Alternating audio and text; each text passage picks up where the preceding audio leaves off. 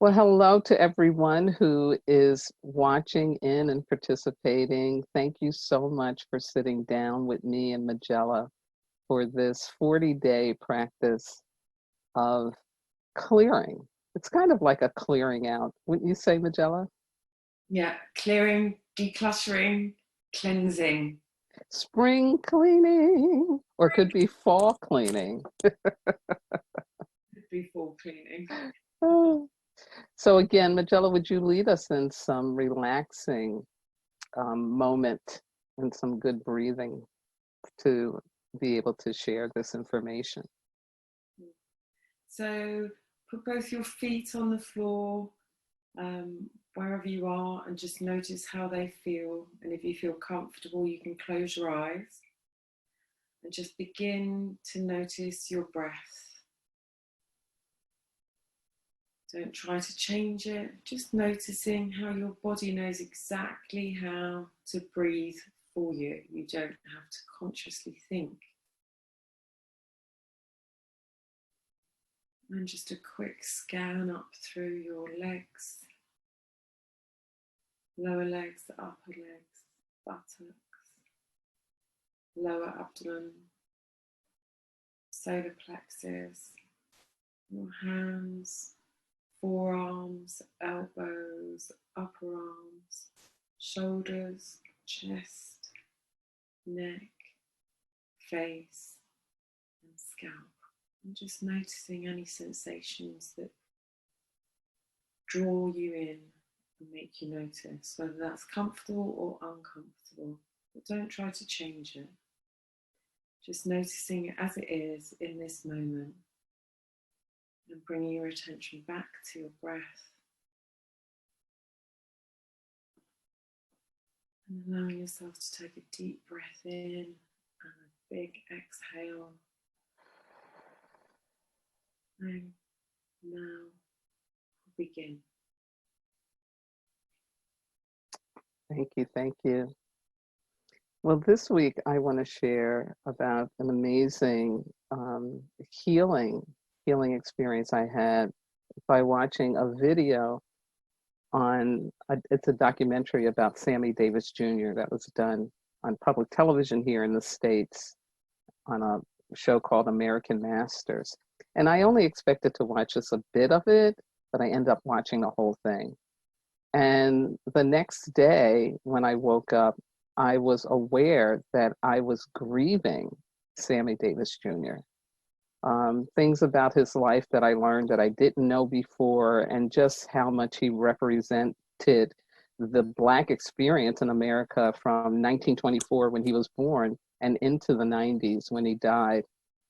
And I was so affected by that, and I realized that it was pushing up ancestral wound pain for me. And I think that's important to know that when we're talking about cleansing out and clearing out blocks, some of them aren't just what happened to us in our lifetime, but it's also what happened to our ancestors.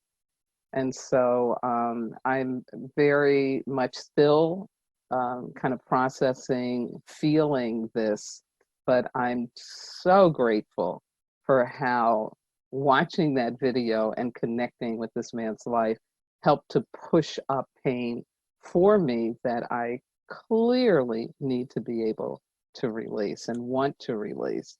So I pray, and prayers for me are not about any kind of bargaining or fear of a God. I pray to really hear myself opening up to receiving the support that I need. So that was my week. Yeah. How about you, dear? Wow.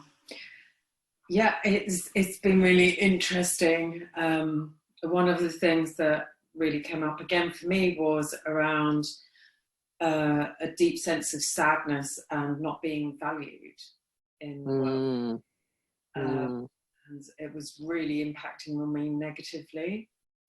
And as part of my radical self-love practice, I go running. I run 3 times a week. I run 10K, that's about 6.2 miles for wow. Americans. And part of the running for me is also a meditative state where I listen to quite relaxing music, not pumping music. And I found myself really thinking and reflecting on this deep sadness that was coming up, of being invisible or not acknowledged.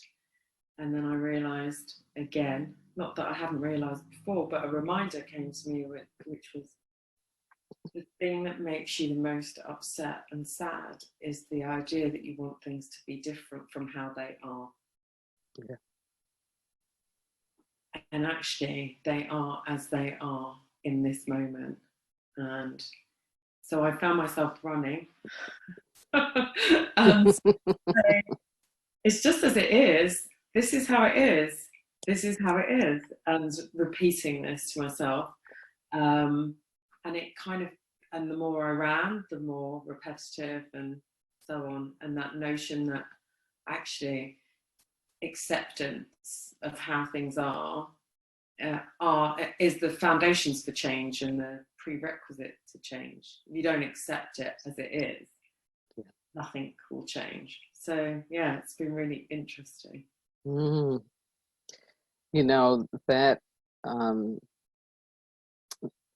notion or that wisdom of acceptance, being in acceptance of what's going on, rather than using our energy to try to make it not be happening.